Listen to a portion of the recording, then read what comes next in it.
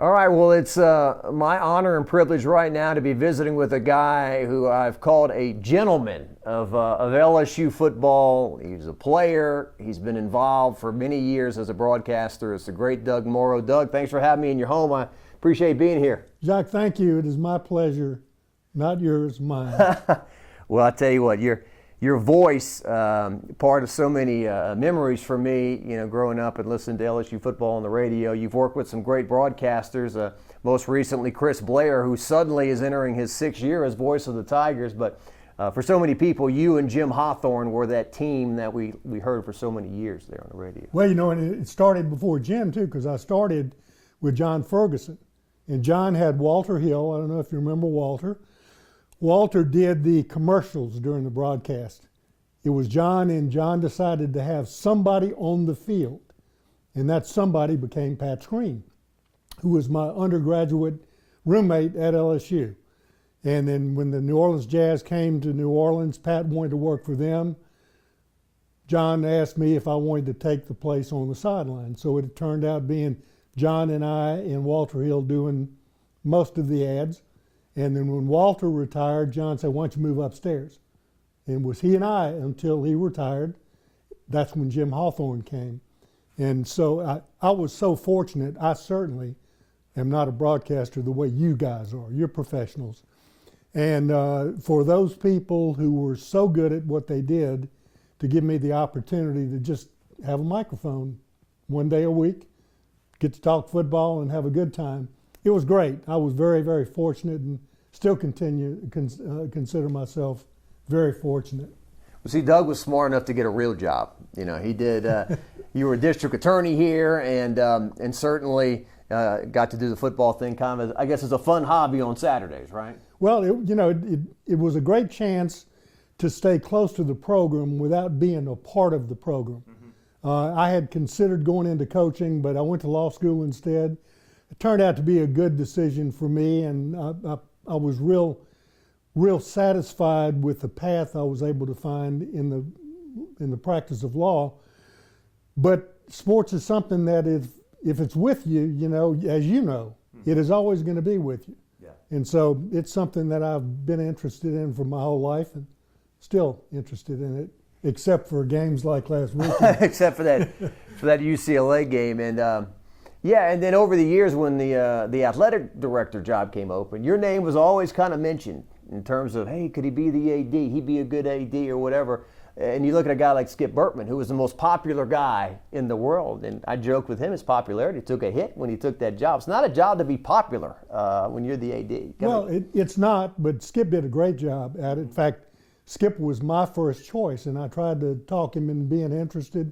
He was not interested at all, which is why I became interested. And then they offered it to him, and he decided to take it. I thought it was great. I think he did a great job. He was a great baseball coach, and he's a great ambassador for LSU and for Louisiana. Yeah, Doug, he would always say, "See, I'm a coach. See, I can relate to the coaches. You I got know that dialect, don't you? I know what they need, and certainly I think the female coaches, especially the Dee Dee Bros and the Yvette Gerards of the world, they really appreciated what he did there for the LSU Tigers. So yeah, and just to rewind a little bit, what was it like? I thought you and Jim were such a great combination because your voices were kind of distinctly different. When you get two guys that sound alike, that have got the same tone, but he would come in with his golden pipes, and you would come in with your baritone, and I thought it was a great combination. Well, if it was a great combination, it was because of Jim, not because of me. As I said, I had the good fortune of working with him, and I appreciate his giving me the opportunity to do that. And Chris Blair also. It's been fun to work with Chris. He's different than Jim, and everybody that I've worked with, I've made it really difficult for them to be good. Come on. so it was all fun, and it's been a great ride. Chris Blair. He's a relentless guy in terms of preparation, right? In terms of writing notes and diagrams and who's where and the opposing team and everything. He really, I don't think anyone out prepares that guy. No, and one of the stories, little known probably, is that Jim Nickel, who is his spotter, Jim uses a stick a pointer on making reference to the cards that Chris has created for any particular game. A stick made by Jack Marucci. It's a Marucci bat. Ah, okay. It's a replica Marucci bat, but in the form of a stick pointer for the spotter at a football game. It's great. And the spotter's real important. I mean, Very important. And Jim does a great job at it. Right. Because, if Jim Nickel points at the wrong guy, you can't on the air say, well, my spotter got it wrong. So there's a lot of trust there with Jim. And they both earn it. Yeah. Jim's a funny guy too. A good guy to see there at the LSU games and everything. And real quick with you, we talk about color commentators, and Darren DeQuano, who comes with me on all the LSU road trips, will listen to games on the radio. And our pet peeve is we cannot stand it when the color guy starts stepping on the play-by-play guy. In terms of somebody breaks a long run. There he goes. He's at the 45. He's at the 40. And the other guy, go, or he's gone. It's like, I think you always have done a great job. Let the play-by-play guy get his call in, and then I provide my 2 cents in that proper space. I have always thought that there's a reason the play-by-play guy is the play-by-play guy. And that's because he is the more important member of the two of you. And so I try to just keep my mouth shut and let them talk. And when they're ready to take a breath and want me to say something, they'll let me know. When did you start? When was like your first game in the booth? Probably, I was trying to reconstruct that. 1971, best I can tell. Oh, wow. We did freshman games back in those days. They had freshman teams. And I did that for a year and then moved to the varsity broadcast on the sideline when Pat Screen went to the Jazz. That was, I think, in 1973. And then I went upstairs when Walter Hill retired, I think in 78, 79, thereabout. Don't remember the year that Jim came, but Jim took over seamlessly from John Ferguson. 86 maybe, I think he said. Football, he was doing basketball maybe early 80s, and then football he took over, I think, 86 maybe. Yeah, and it turned out being the two of us, and then we added a third person. Been several along the way, but a third person on the sideline. So we're talking 50 years of broadcasting for you. You make me sound old. Feel old sometimes. Well, I'm complimenting you. What a career! All the things you've seen, right, from the booth. I guess it's hard. You've seen hundreds of games, literally. You said thousands. I haven't done the math, but maybe not. But any memories, any games that stick out more than others? Do you have a memory of being up in that booth? There are a lot of memories. The most important one is, to me, how important athletics is to our society, which I think is demonstrating itself right now. Yeah. People, if they can't get together and they can't have a common goal to cheer for, even when you have opposing teams, to cheer for your team against the other team is a special thing in society, and we really miss it the last couple of years with the pandemic. And I hope that it is able to make a comeback. I hope LSU makes a better comeback than they did last weekend once again. But one of the great things about sports is that it is an example of human effort and how far it can take you, even when the opposition is maybe better than you are. If you give the effort and the preparation, it's great to watch it and see somebody succeed when there's really no good reason that they should succeed except they want to. Yeah. And to me, that's the great thing about sports. Well, Doug, last week being in Pasadena, it was exciting for me even before the game because there were thousands of people out and they were tailgating and having a good time and mingling, and it was something I hadn't seen since the national championship game that LSU and Clemson played. I hadn't seen that many people in the same place, and everything was dead last year. You could fire a shotgun on the LSU campus, not hit anybody, and I brought up many times I could not believe the day that LSU's hosting Alabama. We drove straight down Nicholson and didn't see a soul and parked and looked around and there's nobody there. That's wrong. That's wrong. He's right. It's not right. So anyway, LSU's gotten off to a rough start. First game of the year last week, UCLA. LSU scores first, and then UCLA goes on a 38-13 run and really kind of boat races LSU in the game. What were your thoughts watching? Well, I was kind of disappointed because I thought LSU was better than they showed in that game, and I hope they can become better. it is important that the players learn that sports, well, life, is a process. And you have to learn to play within the process and to not try to think about, and a famous coach here, Nick Saban, had the saying, don't look at the scoreboard. Mm-hmm. Well, there's a lot of legitimacy there. If you think about the final score and what you want it to be, you're damn sure going to get beat, because you've got to think about the process that you have to go through as a player in order to be successful on this next play that I'm getting ready to play. And then the next play, you've got to do the same thing, and you got to be so focused. Coach Saban was a mastermind at teaching players that, and in teaching fans that, because right. The greatest coach in college football, I think, has ever existed is Nick Saban. We were fortunate to have him a short period of time. Alabama's fortunate to have him right now. But he teaches good lessons to players and to fans both. And that's what LSU players have to learn about. They have to learn to play the process and let the process determine who's going to win the game. Yeah. I don't know if you've heard it, Doug. He's on his latest rant, Saban. His team beats Miami 44-13, right? Some people during the summer, I think Miami's going to give him a chance. No, probably not. It'll be one of those Alabama openers. Well, they looked so Alabama played ugly, and they still won by 30, 40, whatever the case. Well, Saban's chewing out his team. He said in the second half, we only outscored them 17-16. So the guys were looking at the scoreboard, exactly what you're talking about. We came out here on Monday. We weren't into our practice. We're just lollygagging around because I guess we don't respect our opponent, playing Mercer this week. And then we came out here Tuesday, and it's hot, and they're lollygagging again. So he just kind of lights into them. And you sat in that room when he did those press conferences, when he was speaking to the team through the media. Exactly. That's what he does. That is how he talks to other people, is by picking somebody, giving them the lesson, and letting the other people listen to it. And the smart ones will pick it up. And He has a bunch of smart ones on his team. Yeah. And the local news guys will put that 20-second, 30-second soundbite on the news, and then the parents of the players will see it and tell the kids, hey, you better listen to your coach, and on the line it goes. So, and it's fascinating, Doug. Okay, so Ed Ogeron, right?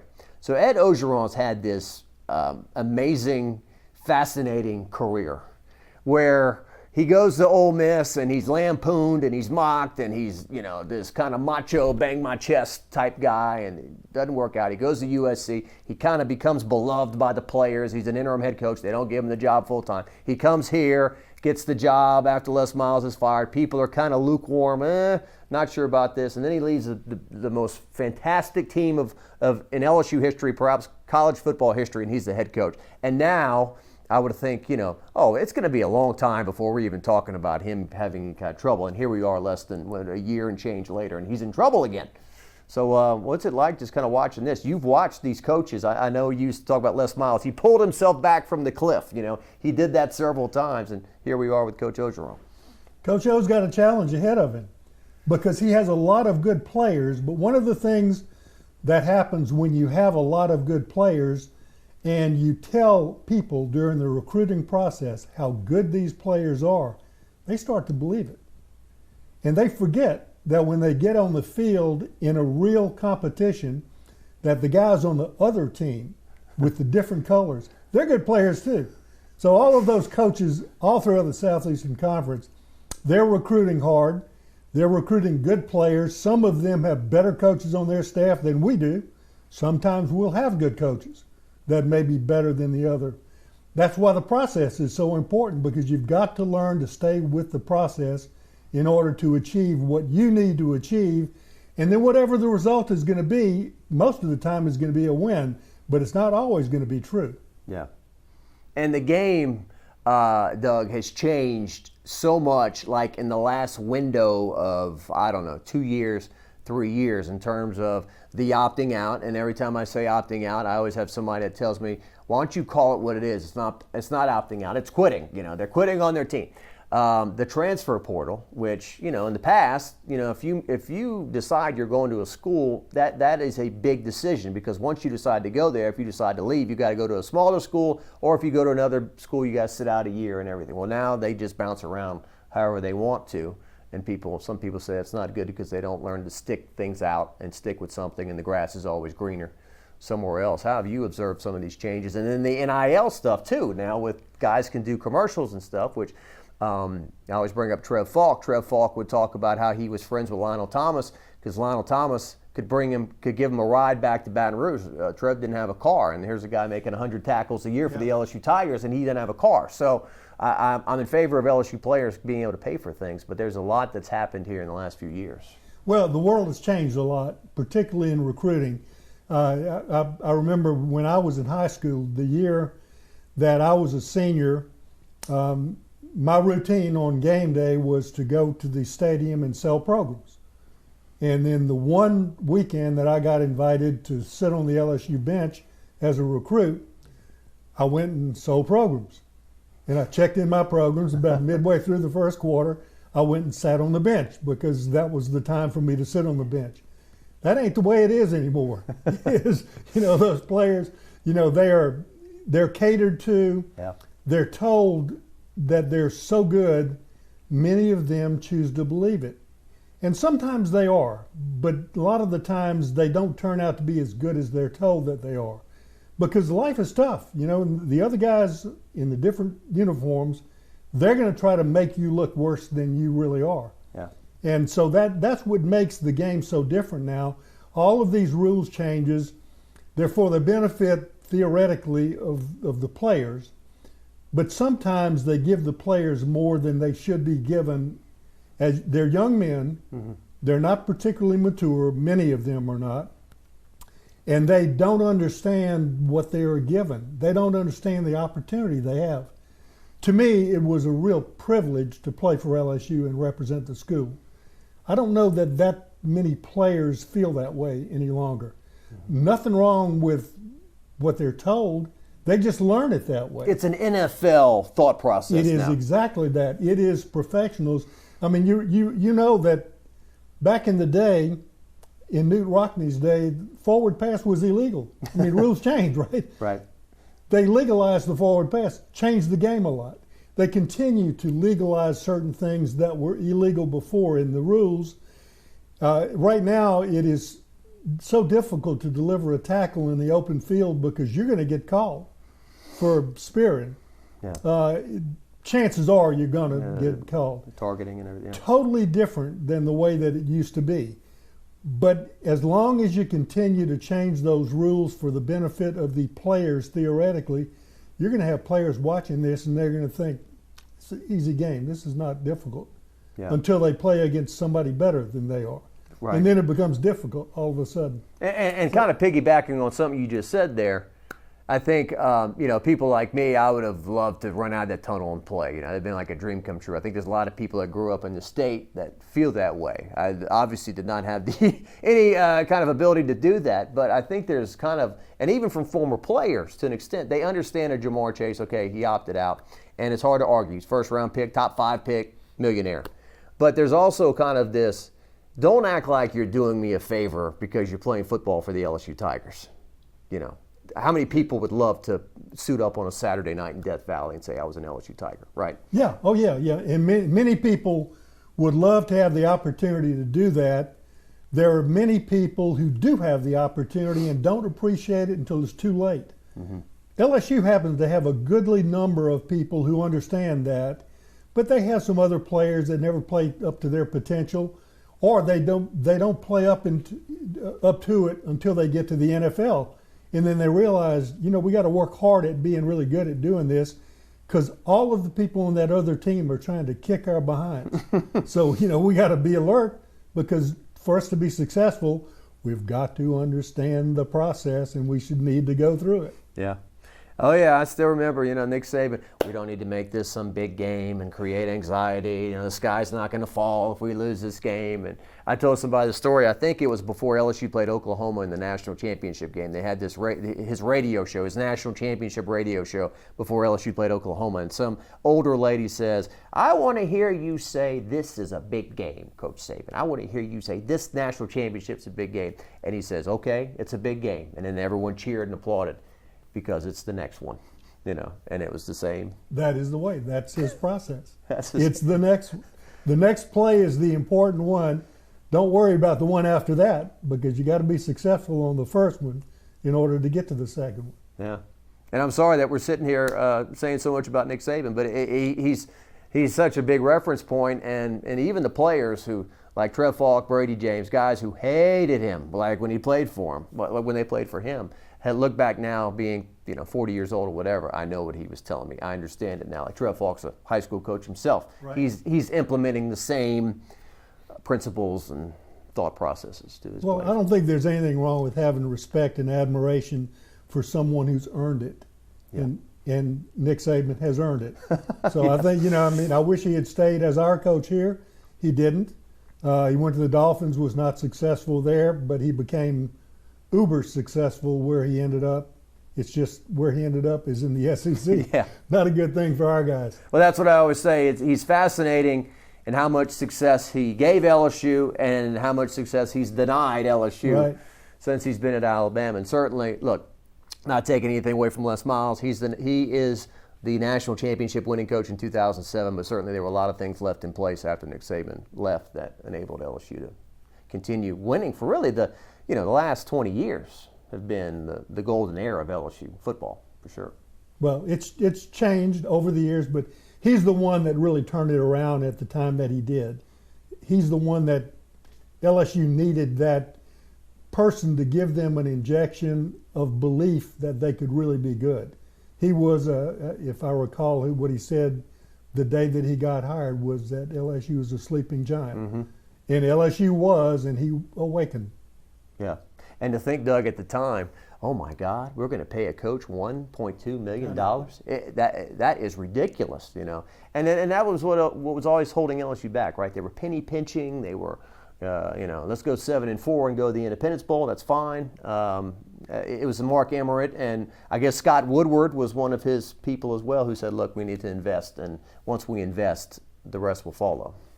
So, and you look at Alabama, I think, too, they've done studies about how enrollment at the school has gone up, things that have, quote unquote, nothing to do with football have all just, flourished since he got there. It's what athletics does for people, for fans. Yeah, it is the event, whether it's going to be football, basketball, baseball. Any success that big-time college athletics plays in the life of the school is reflected by contributions, by students who go there, by students who go there and then go to other places in the country and they spread the good word. Mm-hmm. It's a very complicated thing, but it repeats itself every year. And it repeats itself for the people who are successful. I think Mark Emmert said it's the front porch of your house, athletics. Everyone sees it. It's the gateway. And he's right about that. Yeah, that's where.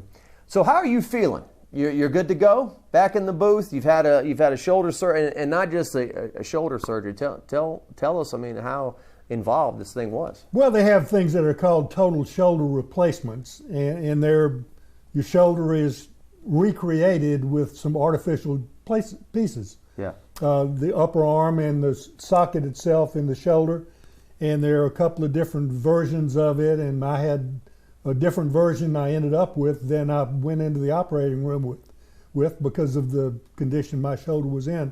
So it's fairly complicated, certainly to me, not to the surgeon, fortunately. Yeah. So and Dr. Nick Hatzis did the surgery, and he's one of the best, and I feel confident that it's going to work out fine. But in the meanwhile, it's not fun to wearing a sling around everywhere you have to go. I'm left-handed, so I can't do very many things at all. In fact, I'm told not to do anything other than rehab right now. Gotcha. So it's part of growing up, I guess. Yeah, doctors are amazing, huh? My dad had a quadruple bypass, which 6 years ago, which just sounds like this major thing. And I think the doctors at the hospital in St. Louis were like, oh, he does heart transplants and stuff. A quadruple bypass for him is like, just flip it over the shoulder, no big deal. And so, thank God for doctors and people in medicine that do those kind of things for us. How many games did you go to? How many games did you call at Tiger Stadium last year? I think there were only 4 home games. Well, we did the Missouri game, which was out of town, but we did it from the athletic administration building. So you didn't do any games in Tiger Stadium last year? Yeah, I did all the games in Tiger Stadium. Right. Didn't do the away games except the Missouri game, which we did virtually Gotcha. from the administration building. So I guess we had I did 5, maybe 6 games Okay. last year during the season. Did not do the away games except for Missouri. So what was it like for you last year when you're sitting in Tiger Stadium and you've been in there so many nights where the place is rocking and it is the envy of every college football program in the country basically to have an atmosphere like LSU has on Saturday night, and look down and see the stands are completely empty and silence and just dead in there? Gave a new meaning to Death Valley. It really did. It was totally different because the fans give the spirit to the game. They energize the game, and you got to have a big stadium crowd. You have to have people that are anxious to be there. Last year, LSU's team was not very good, and so they didn't help the fans who were there to be very excited about it. Fortunately, at the end of the season, the Ole Miss game was a good way to kind of end up in Tiger Stadium because Ole Miss was good. They were exciting. LSU played well. Keyshawn Butte had the lights-out game, so that's a good way to end the season. And he started out against UCLA the same way. So he's going to be one they have to rely upon to give them the magic to get them back where they need to be. But it's going to be a tough challenge because the SEC is so difficult. So many good teams, so many good players, and so many good coaches. Yeah. It's it's nobody's fault, I guess, but basically the fans were told last year, basically don't come. You can't tailgate here. We're only going to let a certain amount in, and it's kind of like a party, right? It's like I remember growing up, if people were going to a party, they'd get on the phone, well, who's going?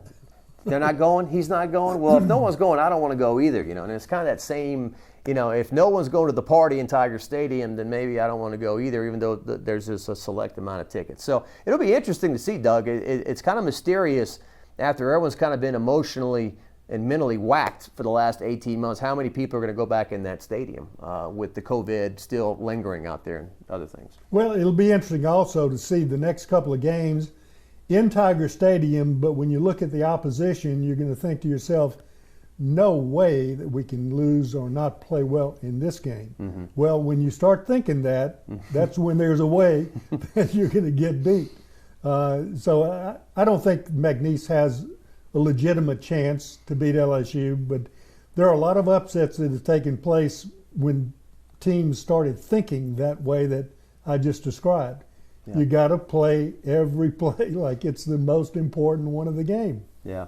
Coach O pointed out, although LSU did end up beating them 65-14 in their national championship year in 2019, Northwestern State gave LSU a headache for like a half. Oh, yes. Yeah. So they were hanging around for a little bit. Well, those other teams have players too. They got recruited. They have pride. They have good coaches.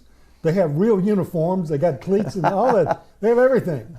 Some of them play in the NFL. Sometimes a lot of them play in the NFL. Yeah. Well, good deal. Well, I know a lot of people are looking forward to having you back, and I know people say you don't want a farewell tour, right? Whenever that is, you don't want a lot of attention. You don't want people to know, okay, this is his last year or whatever. You're just gonna day by day. Day by day. Yeah. That's the way I think it's supposed to be. Yeah. Like everyone, right? Everyone's day by day and just and making it. How rewarding has the experience been? It's been terrific. I mean, it's been a great part of my life. It's one of those things that whenever you're part of it, and I'll tell you where it really hit home was 2 years ago of the national championship.